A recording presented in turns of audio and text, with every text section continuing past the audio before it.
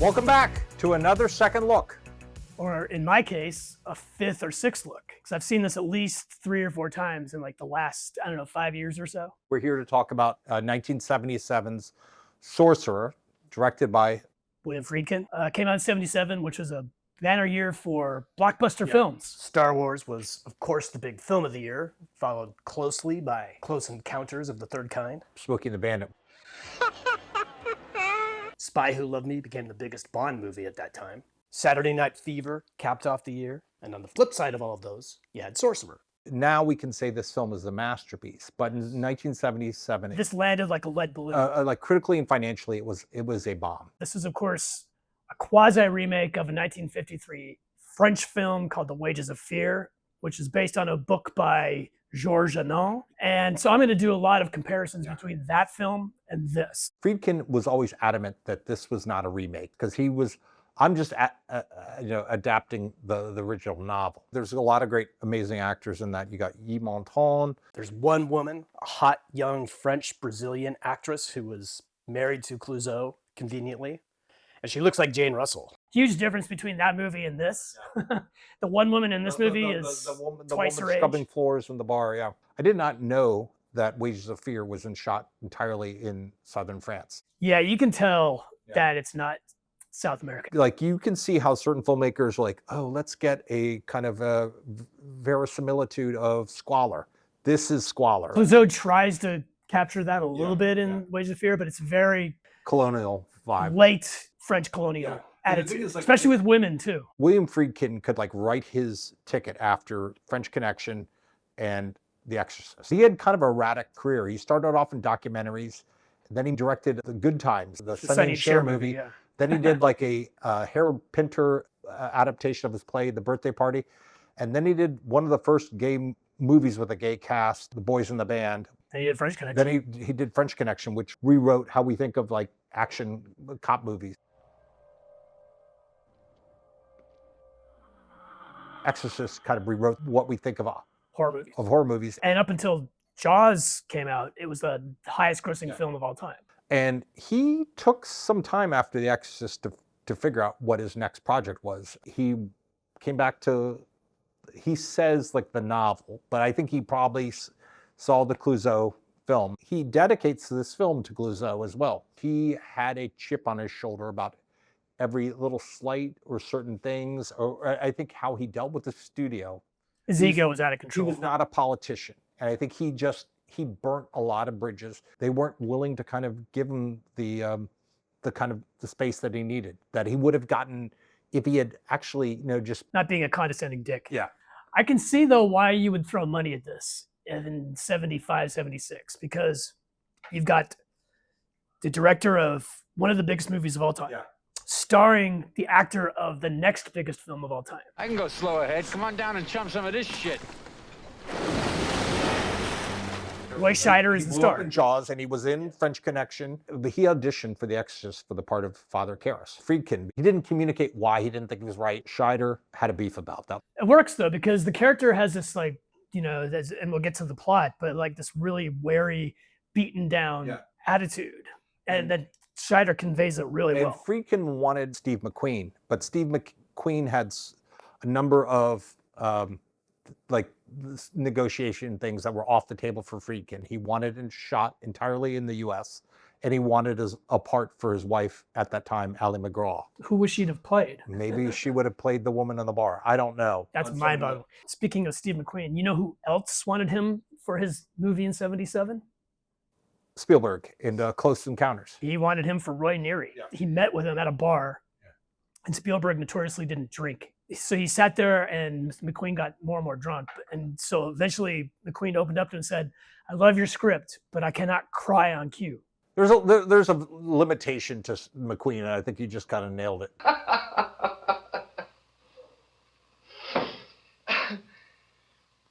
Friedkin initially wanted Marcello Mastroianni for the Bruno Kramer part. They hadn't even shot a yard of film yet, but the budget was already skyrocketing, and he was like, I'll cast the rest of the people that are just kind of lesser known, but from Europe. Bruno Kramer, a French actor. Francisco Rabal, a Spanish actor, and Amidou, from Morocco, but worked within France. They're great. And I think especially Bruno Kramer. So he had, I think, final cut initially because of the Exorcist. Because Exorcist. This took 10 months. And I know like Roy Scheider had dealt with the how long that they were on Martha's Vineyard.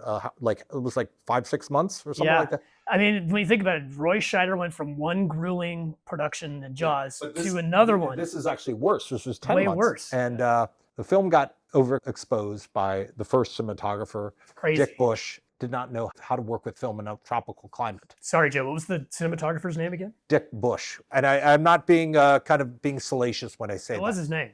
And then there was a lot of issues filming in Dominican Republic. It was in the dry season, so they couldn't film the river scenes with the bridge there because they were bone dry. So they had to go to Mexico. There were people having to be sent home because they had malaria. And I think Friedkin contracted malaria on this. And a bunch of people got in trouble getting arrested. But there was a lot of bribery going on too. Yeah, it is a story in itself, the making of this. Yeah, I would like to see like some sort of production on this. That'd be awesome. The screenplay for this is written by Waylon Green, who kind of had an uneven career, but he co-wrote The Wild Bunch with Sam Peckinpah. He worked with Friedkin on The Brink's Job, which is a comedy with Peter Falk. He wrote RoboCop 2. I like. You know who directed that? Who did the second one? Irvin Kershner. Okay. Oh, wow. I did not know that. He does have a good plotting for action and kind of suspense. He knows how to write like gritty male characters. Yes. Too. What is your profession, Mr. Dominguez. Dominguez? Ice hockey. So let's get into the plot, Joe. Wages of Fear, we don't know their backstories too much. Like, we just know that they've ended up in this hard luck place. It starts right in the middle of this like dusty South American village. This, we're taken to their backstories. Yeah, it's like the entire first act. For a good chunk of these stories, there's no English. It's all subtitles. Until you get to the Roy Scheider in New Jersey. Starts off in Mexico with Francisco Rabal. He's a hitman. This is the fastest of all the opening sequences. He's a marked man, so he needs to get out. We don't know who he's killed. Then it goes to Amido's character. He's a Palestinian terrorist in Israel. His cell has been compromised. He somehow sneaks out. He watches his friend get hauled away. The opening of that reminds me of the opening of The Exorcist, set in Iraq. Yeah, it's very evocative. The way that the camera sort of slow zooms on the characters as they're walking down a certain street, and you're like, oh, this is the person I'm supposed to be following here. To like the sound design, very similar. Then they go to Bruno Kramer's character in Paris. He's some sort of financier for his wife's family's business. He's committed some sort of bank fraud. He will go to prison in 24 hours. I get the impression he comes from the working class. Because he mentions his dad worked on the sea. He's expendable. He is. To this family, he is. He flees. And that's all we see him running up the road. Now, let me ask you this. Knowing what you know as the movie unfolds, if you were that character, would you rather have like suffered the fate of the French prisons, or would you have gone to this remote, poverty-stricken South American village? I would take my chances in a French prison. They're not sending you to Devil's Island in 1977. Yeah, I think I would have taken French prison too. Then they go to somewhere in northern New Jersey. Roy Scheider is like a getaway driver for like the Irish mob. They're going to rob a kind of a parish church, a Catholic church that is all the combined bingo for all these other various parishes are in the basement. But it's a front. There's a wedding up above. The floor below is where they're counting the money. Bride has got a black eye. You know that this is a very hard luck life where they're filming. The priest moves, which freaks out one of the dudes in the Donnelly crew. He shoots him. The priest is actually a brother of the actual Italian mobster for the area. You robbed my church. Shot my brother. I don't care where he is or what it costs. I want his ass. Roy Scheider's trying to get out, trying to make a clean getaway.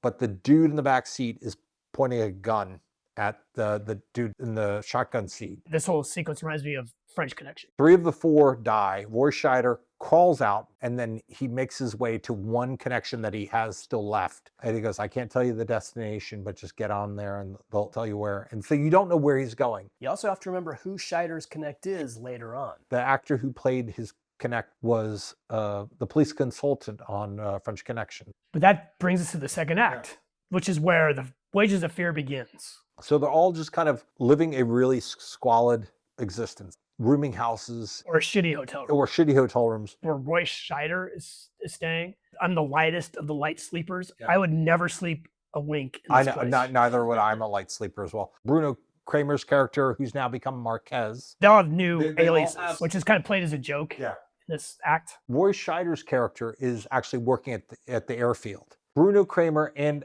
Amadou are working on the oil rig. That's where you're like, oh, this guy obviously came from the working class. Like he knows what he's doing. So the village is economically tied to this oil company and this oil pipeline. Now in The Wages of Fear, it's clearly an American company. It's a little bit more ambiguous in this. It's ambiguous, but at the same time, the government is on their heels with the rebel groups right now. Everything is based on bribes. Yeah, it's all corrupt. Yeah. Everyone is trying to get out. They're all stuck. They're all stuck. Everyone's watching other people. Everyone's like wary of each other. Well, you can't trust You anybody. can't trust anybody. Just watch your back here. Amongst the outcasts in this village are a bunch of former Nazis. Yeah. That's the running gag. Carlos here used to be an ex-rights marshal. Right, Carlos? In the midst of all the squalor, there's sometimes like a great thing of beauty. They have like this shot of a butterfly on a screen window, and it just looks so beautiful, lyrical almost. But then they cut away back to the squalor. There's a pipeline, I guess 300 miles away, that explodes. A lot of the people in the village are burnt in this explosion. And it is really graphic. The government and the oil company Do not don't give a care. crap. Yeah. It looks like a documentary how they Totally shot does, yeah. those people. It looks like something out of Frontline. So the only way that the company can put out the fire in the oil well that's exploded is to drop nitroglycerine on it. Yeah, to kind of And- blow it up. And I had to read about this because this is also the plot in Wages of Fear too. And I'm like, how does nitroglycerin put out a fire? And it's interesting. The explosion absorbs all the oxygen from the fire and then expels the flames. So that leaves a crew person to actually go in there and actually cap the well that's burning.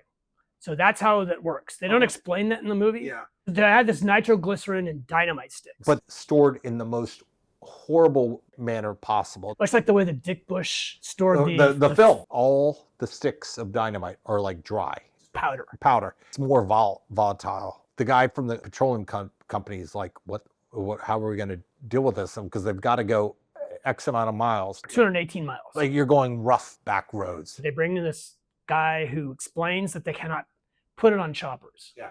Because it's too volatile. The vibrations. The vibrations and the altitude can set Which it is off. great. That was not an issue in Wages of Fear, putting it on choppers. They try to figure out who can drive these trucks. So they have a big They driving shoot test. a little montage of all these people doing it. The guy even says a Scheider. Teamster? Well, he might be because he's connected to organized crime in New Jersey. There are 30-some people that try out to be drivers, and there are only 4 selected. We learned that 2 of them are expendable. Yeah, the state of the trucks are pretty crappy. Which is different from Wages of Fear. Yeah. In the Wages of Fear, they actually made a point of saying these are state-of-the-art trucks. There is this montage of all of them working on the trucks. It's like the A-Team. Again, Bruno Kramer's character showing like he actually knows how to repair these trucks, showing that he comes from some sort of like industrial working class background. There's a shot of the car with the lights on in the rain coming Great down. shot. It's a great shot. Almost as iconic as this shot. Yeah, brilliant camera work. Do you think that was Dick Bush or his replacement? I don't know. I mean, Dick Bush has done some good shots in his life. Dick Bush has come a long way at this point. He has. Okay, that's a lot of innuendo there.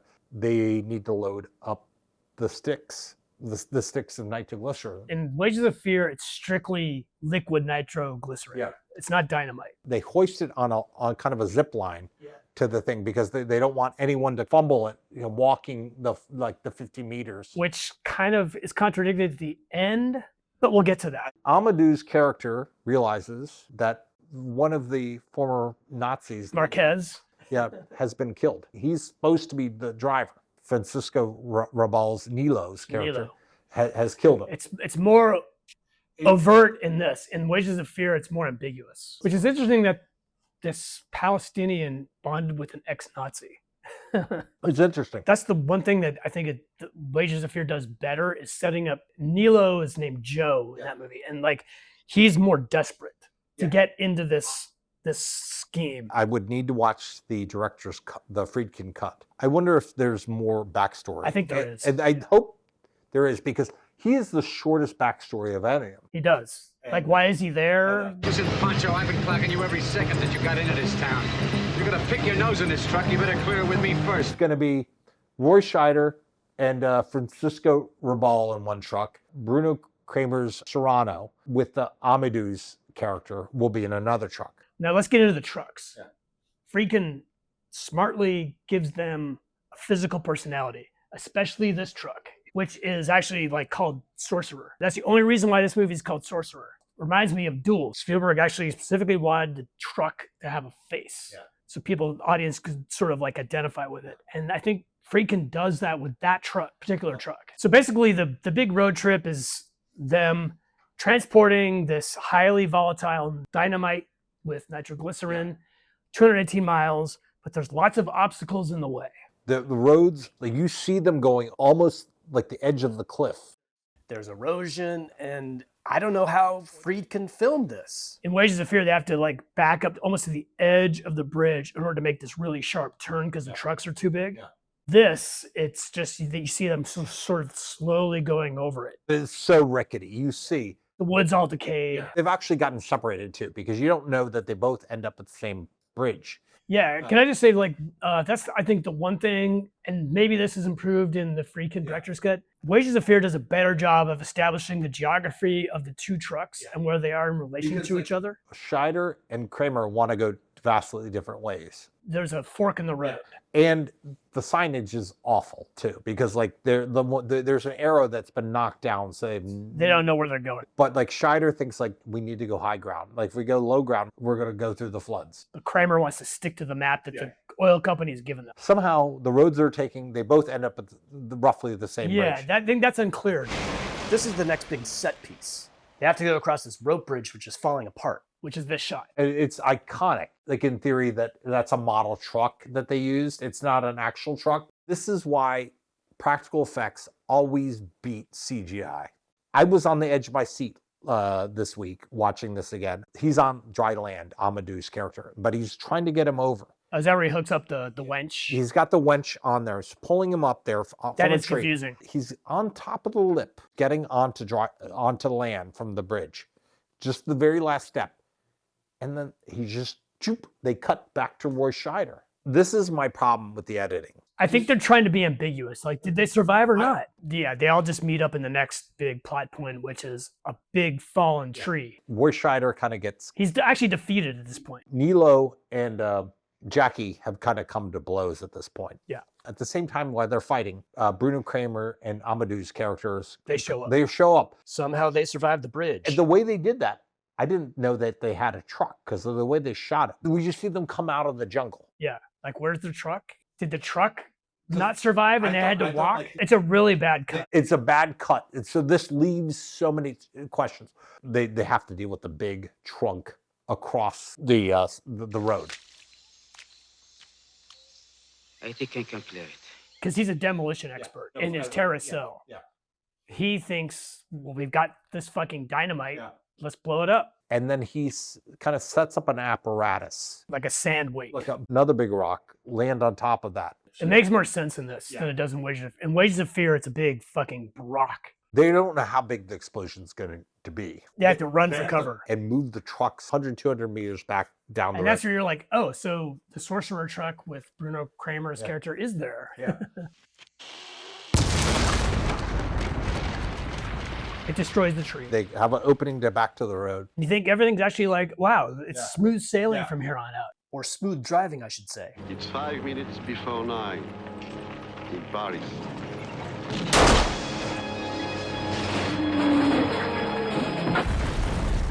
What's amazing about it, it was so shocking because there's no musical cue. It just happens. I kind of like the way it's done a little bit better in Wages of Fear, though, because it's the opposite, where it's Yves Montand and Joe's character. Yves Montand has been like sort of enamored of him up until this point, and he's like just calling on like what a fucking coward it is. All of a sudden,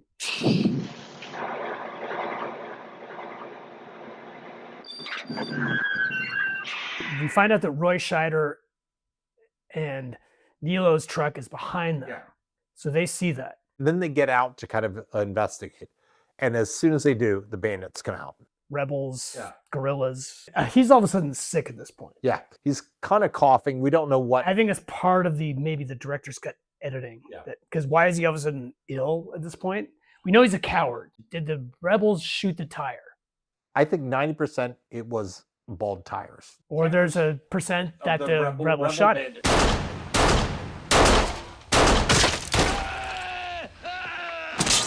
Then they get out of there. He tries to save Nilo as best as he can. This is where it gets into this weird, it gets into like Scheider's character's head. But it looks hallucinatory. It's all superimposed over the windscreen. Yeah.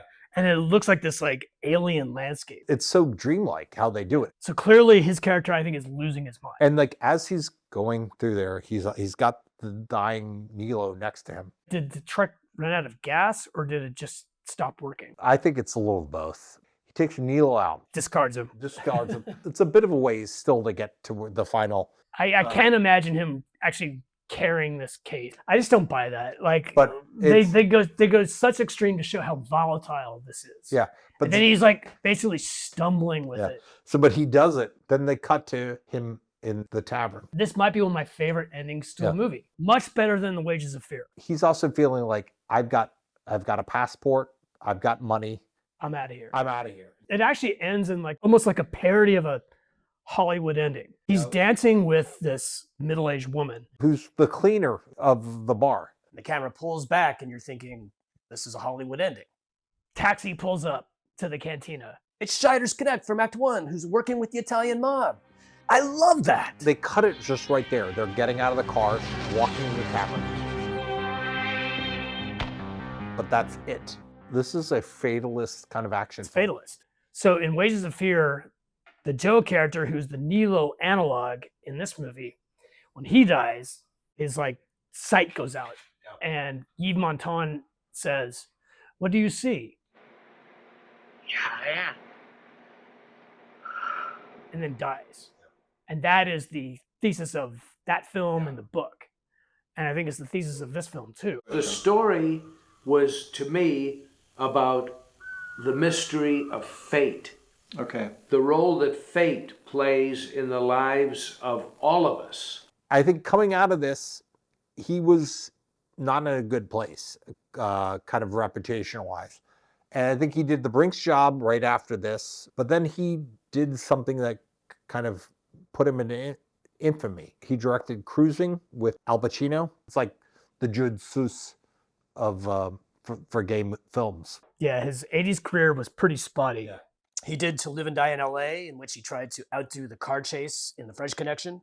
Which I saw recently again, and it's well directed, but oh my god, the 80s fucking puked all over that fucking movie. A lot of critics were just kind of gunning for him. They probably watched that cut. There was a lot of things that were like, what happened to these people? It's choppy. And it's choppy. You can see how like this quote unquote auteur system started, because it was really with like small, like low budget films like Easy Rider, The Last Picture Show, you know, and then that sort of like grew to massive budgets. And the budget for this ended up $22 million in 1977 dollars. Star Wars was 11 million. And this only made $9 million It was a worldwide. flop. It It was lost a money. flop. This film became like a cautionary tale, like in terms of excess. It presages Heaven's Gate, which would come like 3 years later.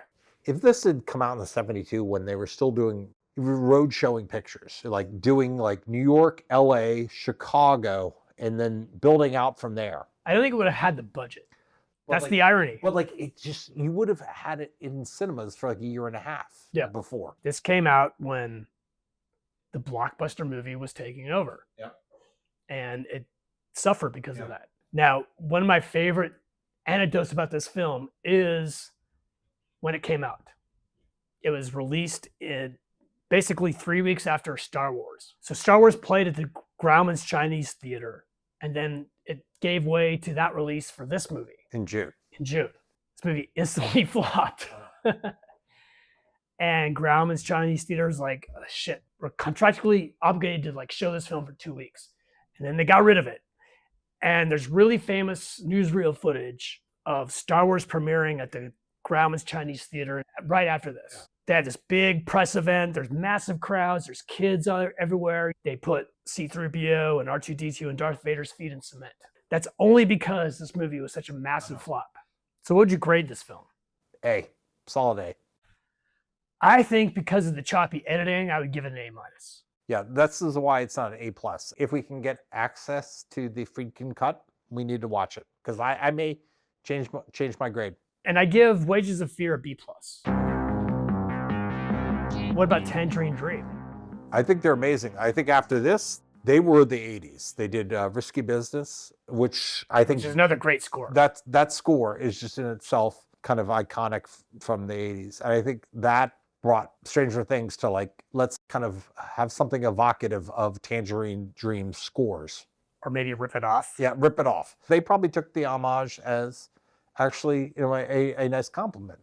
Let's hope so. Let's hope so. All right. Well, do we want to say anything more about Dick Bush? I think we're good. Yeah, I think we penetrated that subject enough. Okay.